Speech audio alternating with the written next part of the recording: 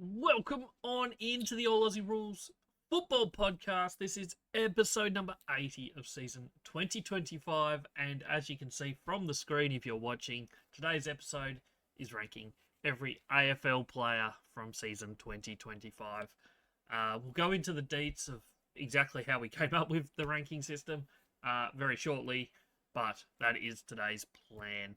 So, if you're new around here, I'm Jay. We do this episode 1 to 2 times a week, depending on the time of the season.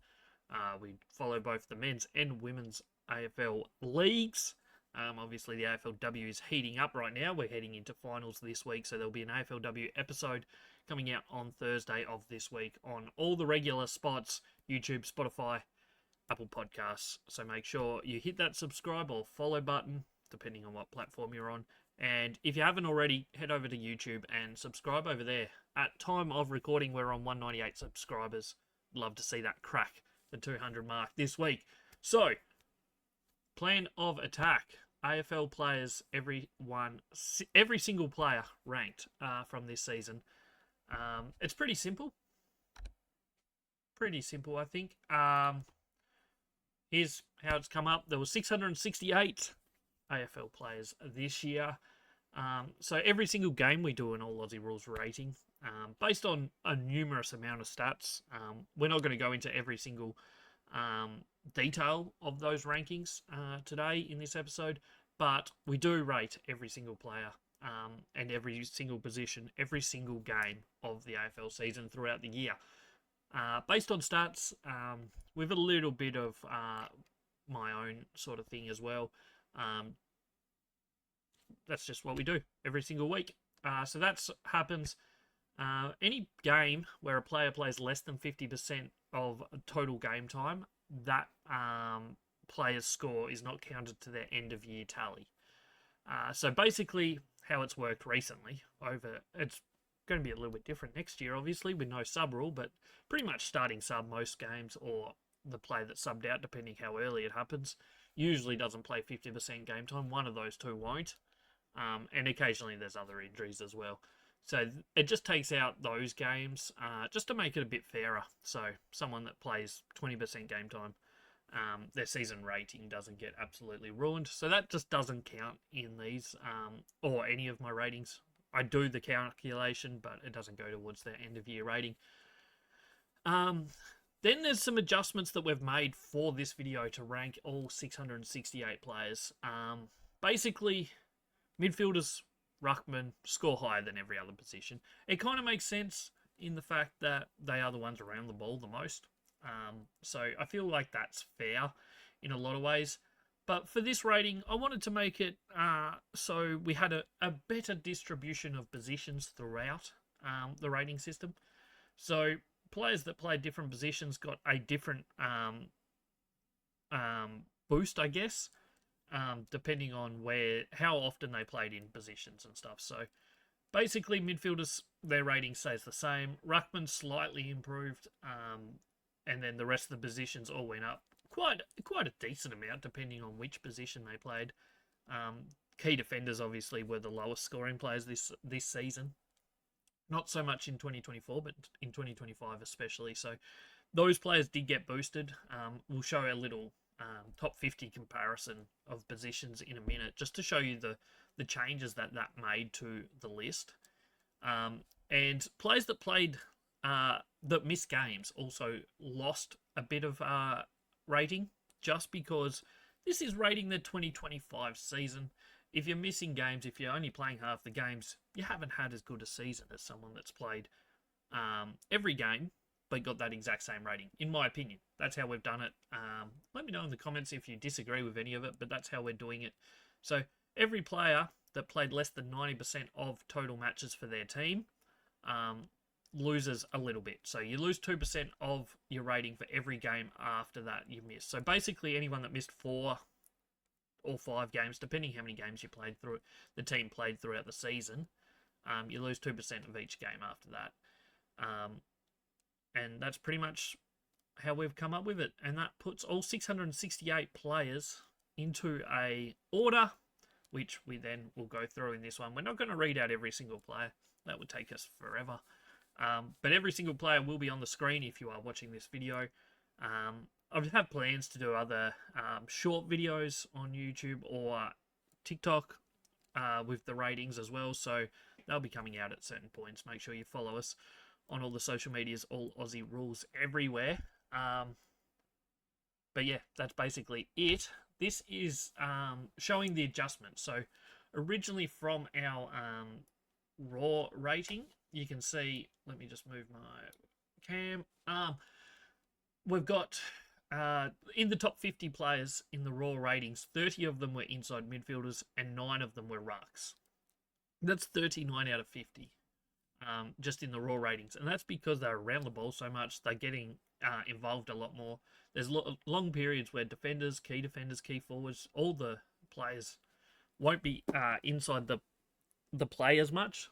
A midfielder's always on the ball or within a kick of the ball, pretty much, whereas forwards will sometimes be forward, they'll sometimes be 2 kicks behind the play, they'll sometimes be on the play, but like they just don't see as much of the football, and that affects the rating there. So using the system that we have gone through in that last slide, we've got an adjustment.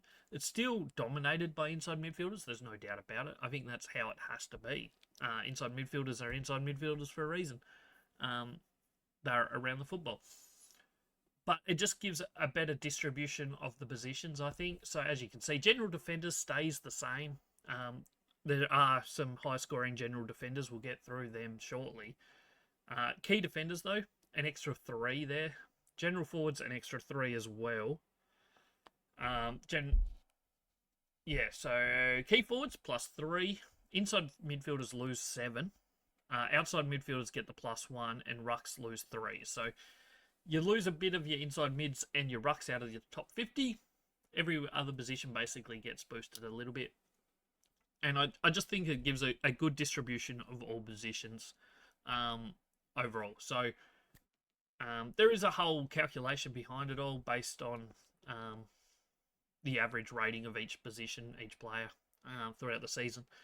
And I feel like it's come up with a pretty fair representation. So let's jump into the top 668 players this season. Oh no, before we do that, this was the top 10 on Raw ranking. So this is before all the adjustments for position and games missed.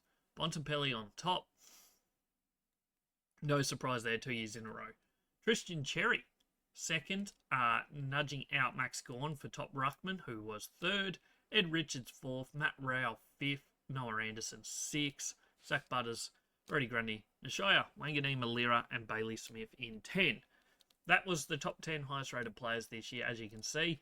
Bontempelli way out in front, and then it kind of tightens up, certainly from like probably really 4 onwards is really tight, all the way down to about 20.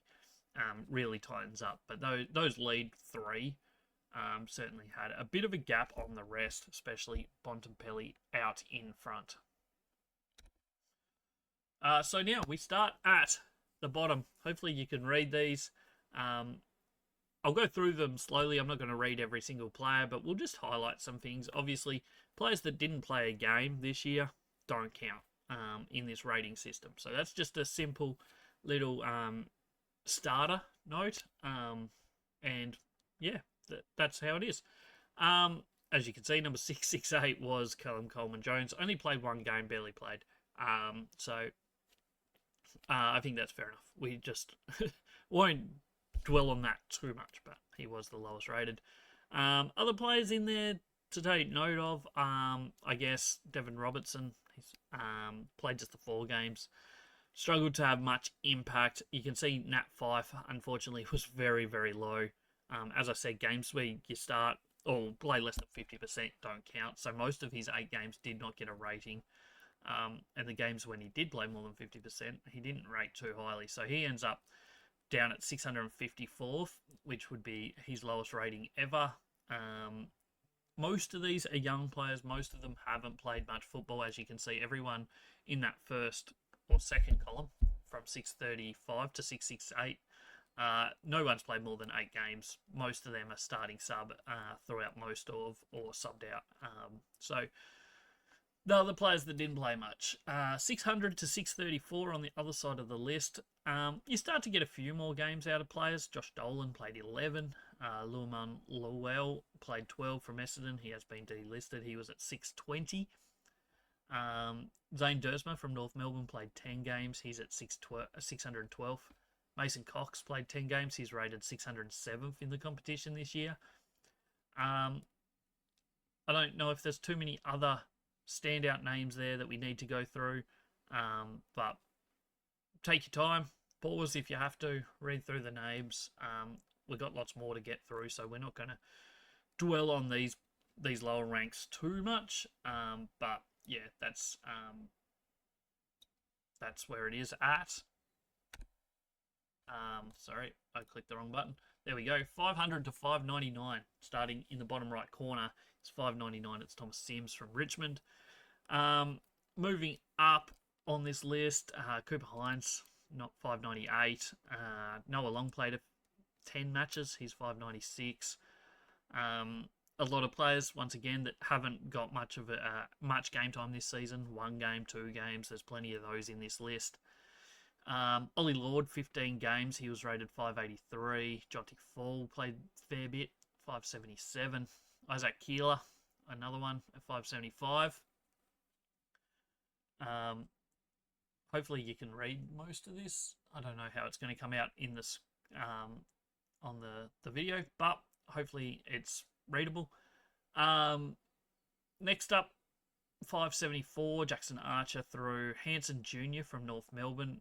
He played 12 games, 571. Sam Day, he's delisted, I believe. He finished at 568. So there's obviously a lot of players that played football this year. So you don't expect... I mean, there has to be players that are rated lowly. Jed Walter's a big one there for Gold Coast. High hopes for him in the future. He finished rated 561. Who else is on there? Aaron Francis, 10 matches. He's at 550. High hopes for Sid Draper, debutant this year. He for Adelaide didn't get much game time. Started a sub plenty of times, but he was rated 556. In the next lot of players, Harrison Jones from Essendon down at 549. Starcevic from Brisbane is a surprise one. Obviously a premiership player. Multiple premiership player. Didn't rate too highly this year, 544. Moving on up the list, Austin Mullen, another one from Geelong. Obviously, tagging role doesn't really get rated too well. He's obviously a lockdown player, so his rating does cop a bit. He's obviously a much better player than that, but no system is perfect, and I'm not going to pretend this one is, but I still think it's a pretty solid one across the board. Finn McGuinness, another one, pretty much same story. Nick Murray. Big talk about Toby Travaglia this year. He was solid, 12 matches, 525th. Jack Billings at 524. Ty Gallup came in, made an impact late season, but was 519th. Didn't have massive games, but did show a little bit. Ben Mackay, he dropped off a long way on last year. I think he was top 250 last year, all the way down to 513 this year. Matthew Uys played 16 games for West Coast. He'll be disappointed. West Coast will be disappointed.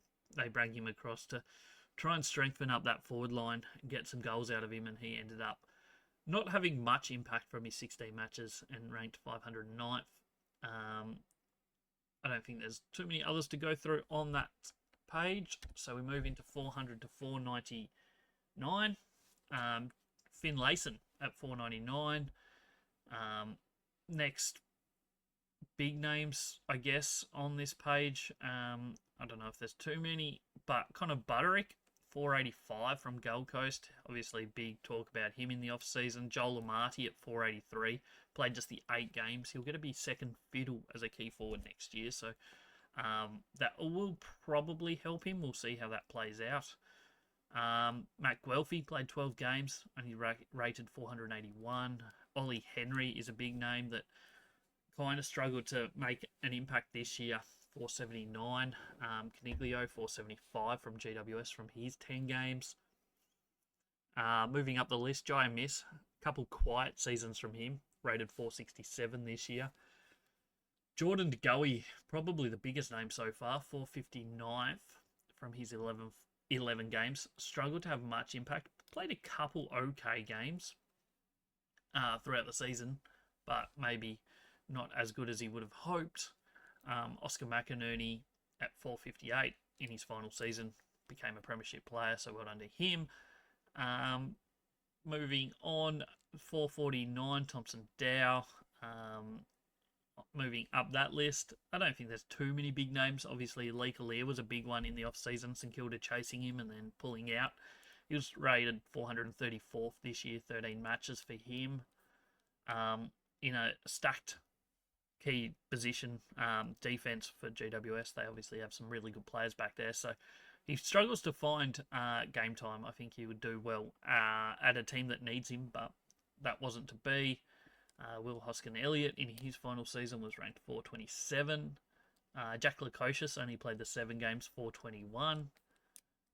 Moving up that list, Noah Answorth, he was rated 419. Elijah Hollins played just the 5 games for Carlton, 413. Nat Caddy, 412 from his 17 games. Oscar Allen changing clubs, the West Coast captain, now Brisbane key forward, was 410th this season. Cole Langford, 407. Kai Lohman, back-to-back premierships for him, 406th this season. So we're starting to get into some bigger names now. Kitty Coleman played just the 1 game, still was 404th. So if he played more football, obviously he would rate a lot higher than that. Jai Farah from Gold Coast played a good role late season, replacing Jed Walter, and as you can see, was rated higher than him. Alex Davies, 400th. Moving into the top 400 now. Luke Traynor from Richmond, 399. You're starting to get a lot more games out of these players. Darcy Parish, 396, played just the 3 games. Eric Hipwood, 395. Baku Kamas from the Bulldogs, in and out of the team a bit, 393. Moving up the list, Finn O'Sullivan was good, 387. Cirque Thatcher, 386.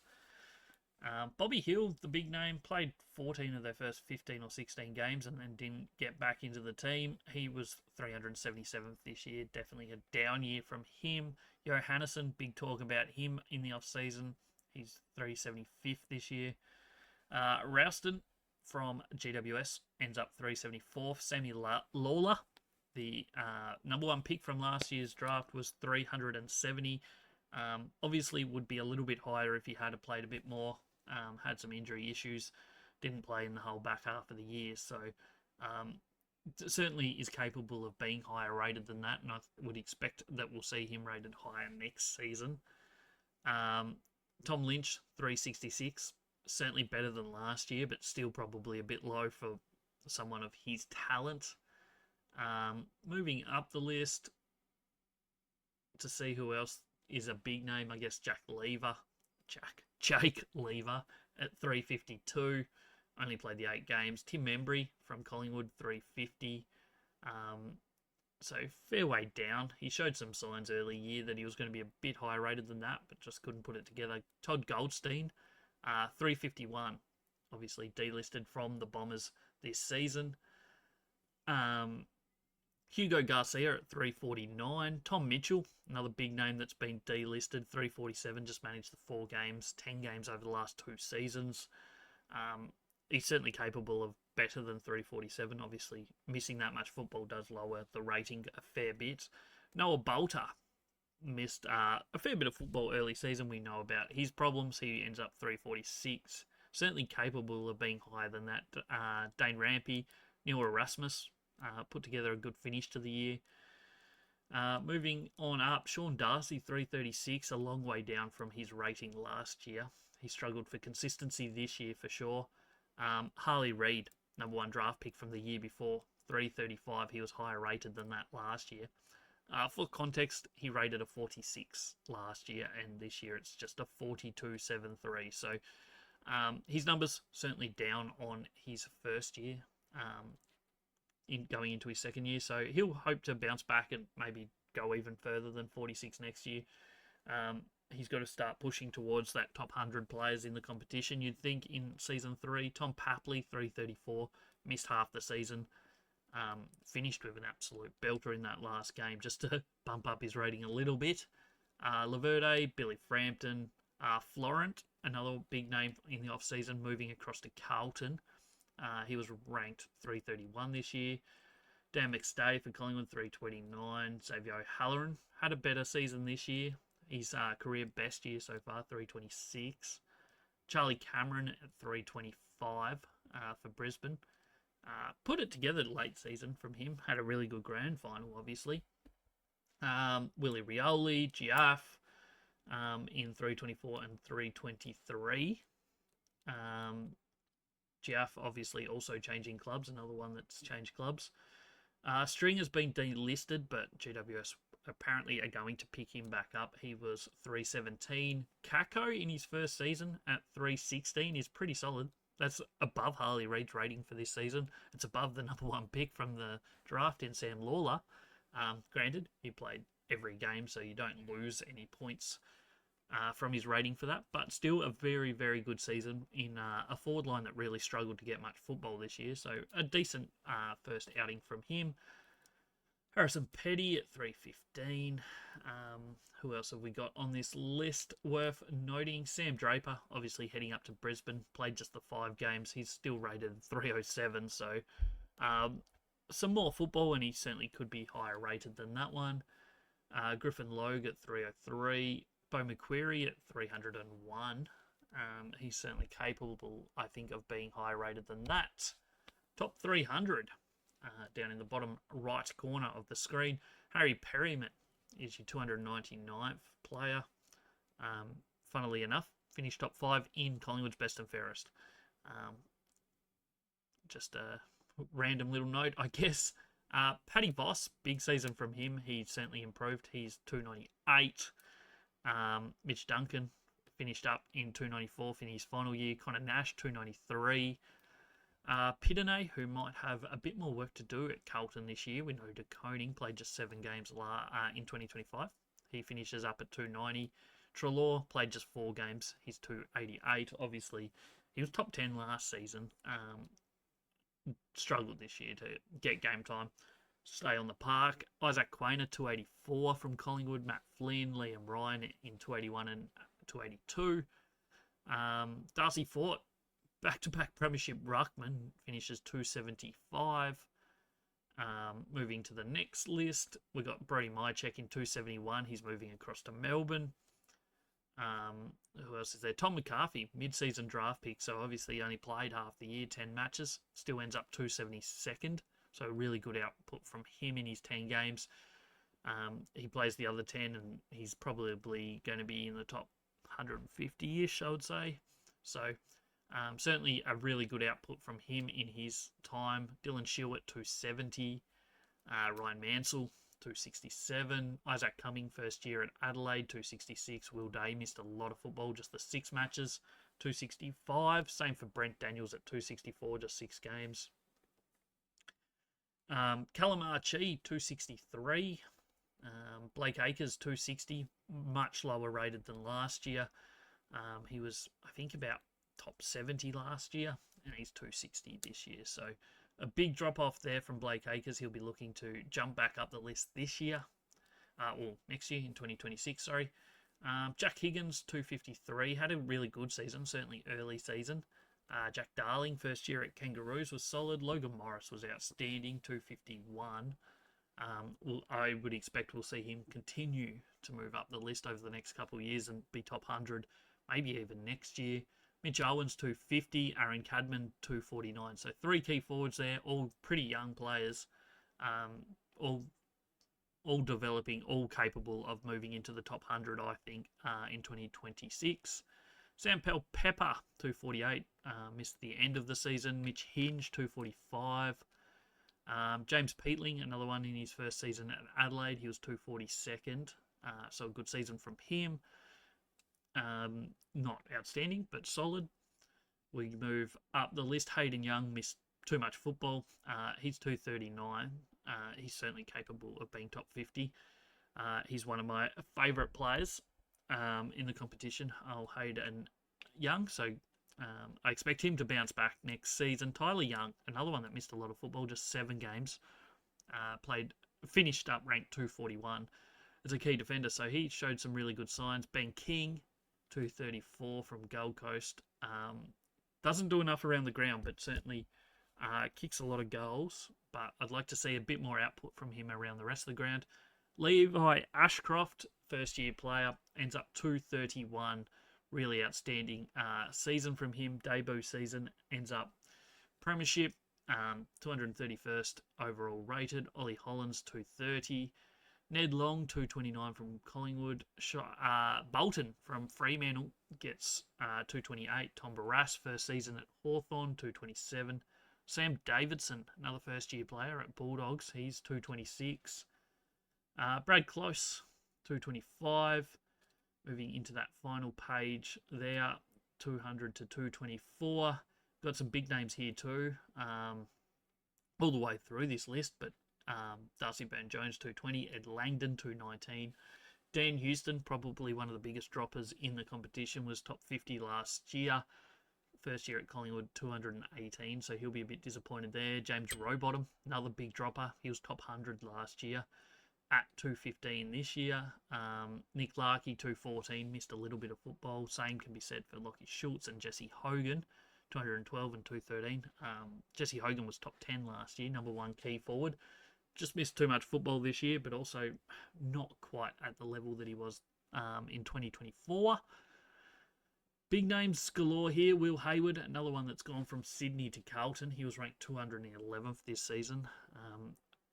Slightly down on last year. He was top 150 last year. Alex Pearce, 210. Windhager, 209. There was big talk about maybe him leaving, but he ended up signing a good deal for St Kilda. Stengel, Duggan, Shannon Neal, Sam Doherty obviously missed a bit of football in his final season. Jordan Sweet, I think he played the highest rated game of the season in our ratings, but wasn't consistent enough. Massimo D'Ambrosio, another one that dropped as an outside mid. He was top 100 last year, 201st this year, and Sam Swiatkowski in 200th. 101 to 199. 199 is Bailey Fritsch. Had a good season in the end. Started a little bit average, couldn't put it together too much, and then got dropped and came back into the team and was outstanding. Charlie Curnow in his final season at Carlton, 196. Georgiadis had a good year, 195. Joe Richards in his first year at Port Adelaide, 193. Moving up the list, Sam Walsh, 189, capable of much higher than that. Weddle, 186, missed a fair bit of football, played just 18 games. Nick Watson, 185. Taylor Walker, 184. Kicked some important goals in some big games. Top of that page, you can see Murphy Reid, who was the NAB Rising Star winner this year. Outstanding first year from him. 176th best player in the competition according to our ratings. Moving on to the next line, there's Blake Hardwick in 175, Daniel Rioli, 174, Saligo, 173. A big name here, Marbal Chal. I'd say, without knowing for sure, without checking for sure, probably his best season at 171. Andy McGrath, 169. Riley Sanders, 168. Solid output from him, an improvement on his debut season last year. Callum Mills, Sydney captain, at 166. Sam de Koning from Geelong at 163. Jack Silvani, who's moving across to St Kilda, 161st. Obviously missed a few games of football, so certainly could be higher than that. Brad Hill, 159. Archie Roberts in his second year, 156. McGovern in his final year, obviously only played 6 games, ends up 155. Would have clearly been in the top 100 if he had played some more football. Sam Flanders, 154, another one moving to St Kilda, and certainly capable of being top 50 players in the competition. Harvey Langford is the big name here, first year player. Got overlooked a little bit in the Rising Star Award, in my opinion. I think he had an outstanding season, ranked 152nd in the competition this year. Moving up, Cooper Sharman, 147. I have high hopes that he will be an absolute gun, so keep an eye on him over the next couple of years. Horn Francis missed a fair bit of football, certainly capable of top 50. Riley O'Brien, 143. Clayton Oliver, 141. Was solid. He's moving to GWS, so that will be an interesting dynamic to see how he fits in at the Giants. Moving on, Connor Iden at 137. Matt Roberts, 136. We keep going up that list. Paddy Lipinski, 130. Dan Curtin, 131. Another player that was nominated for Rising Star. Did pretty well in it. Obviously a second-year player. Did really well in the ratings here. Blixarves, 126. Jack Steele, 125. Tom De Koning, 124, moving across to St Kilda this year. So it'll be interesting, that dynamic with Rowan Marshall. Maynard at 123, Darcy Moore 122, couple Collingwood defenders. Fraser, his career high at 118, obviously on his second or third year, whatever it is. Jack Buckley, key defender from GWS at 116. Kay Chandler 114, Sam Durham 113, Tom Stewart missed a little bit of football, drops him just out of the top 100 at 112. Jai Simpkin 111. Obviously, a lot of talk about whether he was going to be changing club this year. Didn't happen. Caleb Daniel, first year at North, 110. Salem, 108. Jeremy Howe, 107. Harry Mackay, 106. I think he had a pretty good season this year. From the 12 games he played, if he had played more football, he would have been rated well and truly in the top 100, maybe even towards that top 50. Stephen May at 104, a lot of talk about him changing clubs, didn't happen. Scott Pendlebury, 103, somehow, at 37 years of age, is still on the brink of the top 100. Cam Rayner, 102. Paddy Cripps, 101. He was top 5 last season, so a bit of a drop from him. Now, you can read them a bit better because we're into the top 100. This is 51 through 100. Paddy Dangerfield fills up spot number 100. So some older players in that little range of around the 100 mark. Cozzy Pickett, 99. Taranto for Kane Collins is well and truly inside the top 150 at 98. Chad Warner, 97, down on last year. Jai Newcomb, 96. Really good final series from him. Moving up a little bit, Jamie Elliott, 92 in a career best year. Jack Ginnivan, 89. Liam Baker, 90. Paul Curtis, 87. Fantastic season from him. Alex Neil-Bullen, 85. Last year was number 1 ranked general forward, so dropped a little bit, but not terribly in his first year at Adelaide. Darcy Wilmot had a fantastic season, 83. John Noble, 82. Christian Petrarca moving across from Melbourne to head up to Gold Coast and join that inside midfield. He was 81st this year. Goulden, 79, is one of the big names here that we'll just take a little bit of a note of. Only played the 10 games. If he had played the whole season at the rating he did, he would have been 7th best player in the competition. So just a show of how much missing games of football can affect these ratings. Errol Goulden is the big one there. 10 games, he was absolutely outstanding. Jasper Fletcher, really big hopes of what he has to offer in the next couple of years. I expect him to be top 3 general defender in the competition next year.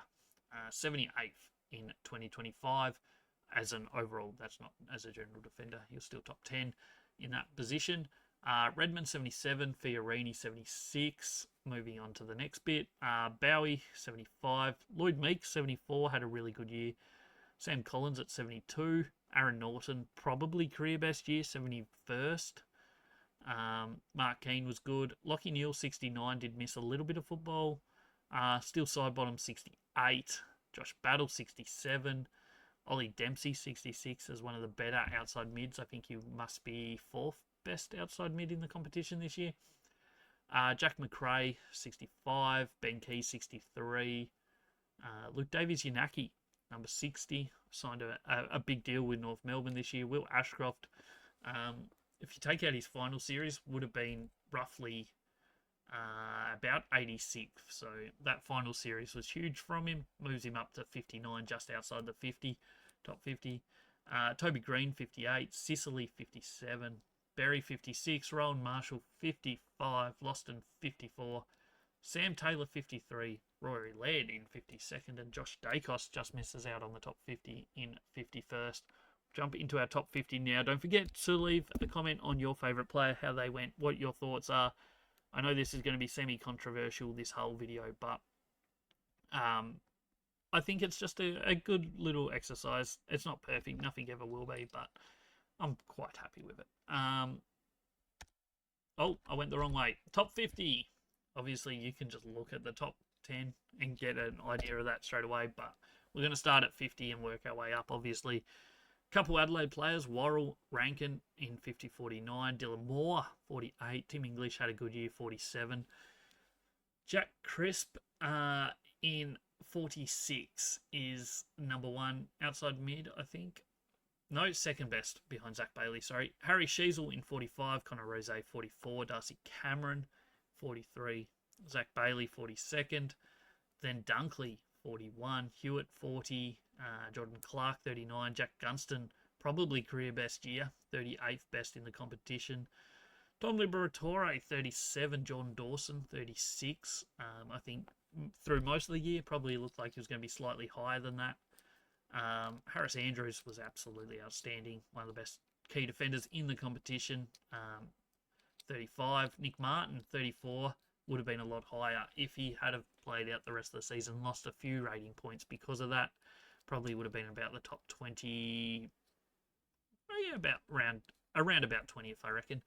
Zach Merritt, 33, Caleb Sarong, 32, Finn Callahan, 31, Manna, 30, Isaac Heaney was top 10 last season, drops down to 29th this year.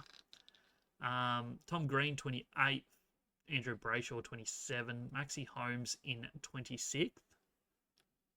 Moving into the top 25, we've got Luke Jackson in 25th. Dane Zorko, 24. Brisbane, phenomenal.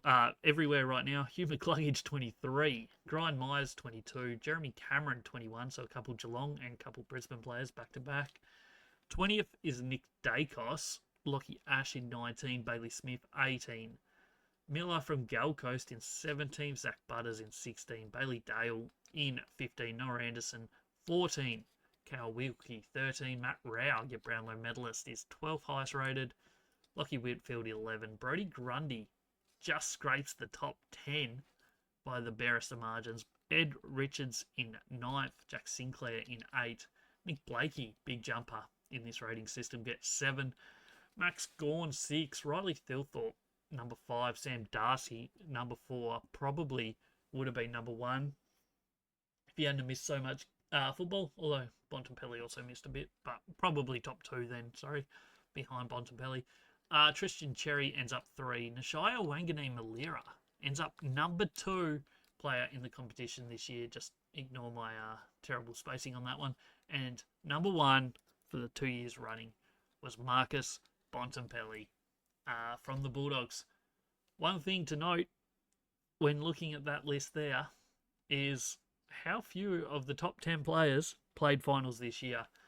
I know just one player did, and that was Riley Thilthorpe in 5th. Everyone else did not play finals.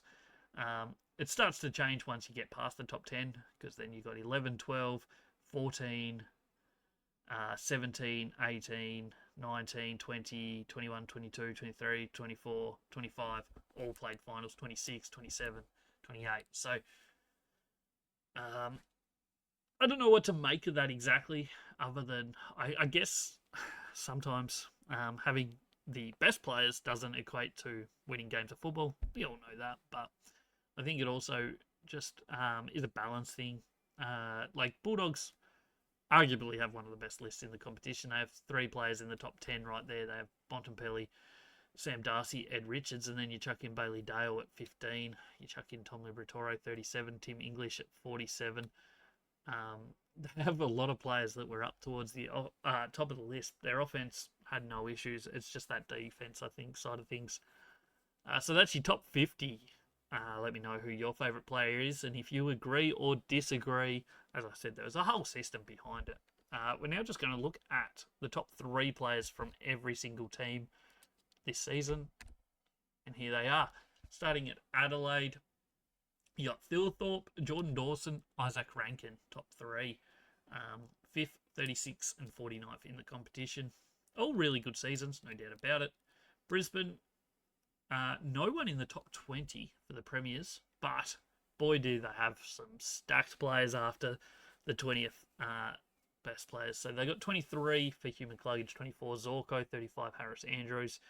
You chuck in the rest of their midfield, all very highly rated as well. Will Ashcroft, I was about to say McCluggage, he's already in there. Zach Bailey was top 50. Who am I missing? Dunkley was highly rated. Lockie Neal missed a little bit of football, but was still top 100. So they just have class across the field. There's no doubt about it. Carlton, George Hewitt was their highest at 40. Then Waitering 64. Nick Haynes 95. Paddy Cripps was 101, as we mentioned. Collingwood, Nick Dacos number 20. Darcy Cameron 43. And Jack Crisp 46. Essendon 33 for Zach Merritt. 34 for Nick Martin. 77 for Mason Redman. For Fremantle, it's number 25 for Luke Jackson, 27th for Andrew Brayshaw, and 32nd for Caleb Sarong.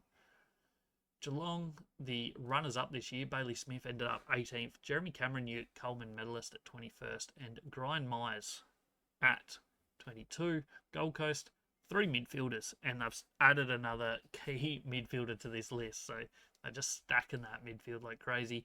Matt Rao in 12th, Noah Anderson 14, and Took Miller at 17. So 3 top 20 players right there.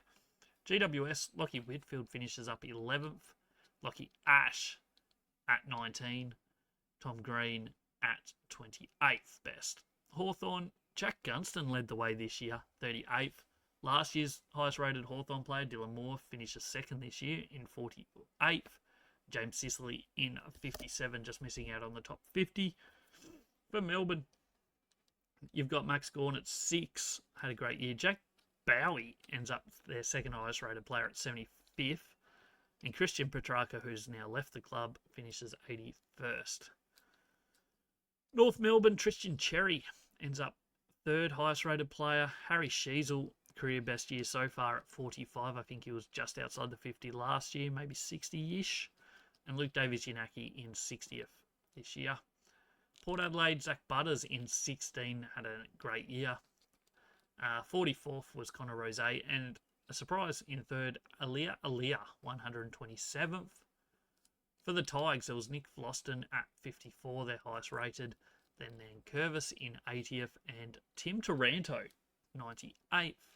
St Kilda had 3 top 15 players, and they've added some potential stars to this list as well. So it's going to be interesting to see how St Kilda go in 2026. But Nashaya Wanganeen Malira ends up ranked 2nd.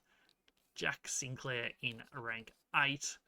Callum Wilkie finishes 13th as your 3 top St Kilda players. Sydney, Nick Blakey 7th. Brodie Grundy 10th was outstanding. His best year since his Collingwood days, no doubt.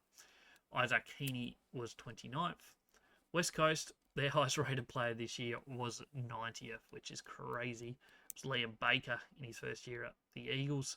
Ryan Marrick at 117 and Jeremy McGovern's 155, even though he only played 6 games, is crazy. And then your number 1 player at the Bulldogs was Marcus Bontempelli, number 1 in the competition. Played just 18 games. If he had played every game, would have been miles ahead. Same can be said for Sam Darcy, who would have been 2nd. Missed, obviously, a fair bit with his knee. Missed 6 games, I think. Finishes 4th. Ed Richards in 9th was outstanding as well in a big improvement year from him. He showed some really good signs in 2024, but really took extra steps in 2025. That's pretty much everything we have for you on this episode of the All Aussie Rules Football Podcast. It's episode number 80 of season 2025. Still plenty of content coming your way throughout the next few months before next season really kicks off. Obviously, in a couple of weeks is draft time. So in 2 weeks, there'll be a draft preview video. The week after will be a draft wrap-up video. So keep an eye on the channel for them. Those will come out as podcast episodes as well. So on YouTube, Spotify, Apple Podcasts. Plenty of AFLW content. We're into finals now, so there's an episode every single week. Reviewing the matches and previewing the upcoming matches, so keep an eye on those as well. Yeah, and then we're jumping into predictions for 2026. We'll be doing season previews for every team early in the next year. So make sure if you haven't already, you've hit that subscribe or follow button.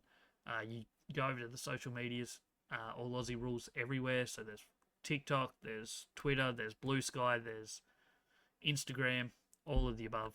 Go check it out, All Aussie Rules. We post plenty of content on all of them. So make sure you give it a follow, a subscribe. Let me know what your thoughts are, what you want to see from us here at All Aussie Rules. This has been another episode. I'm Jay. Hope you enjoyed this one, and we'll be back later this week with some AFLW content. Till then, hope you have a good week, and I'll catch us on the next one.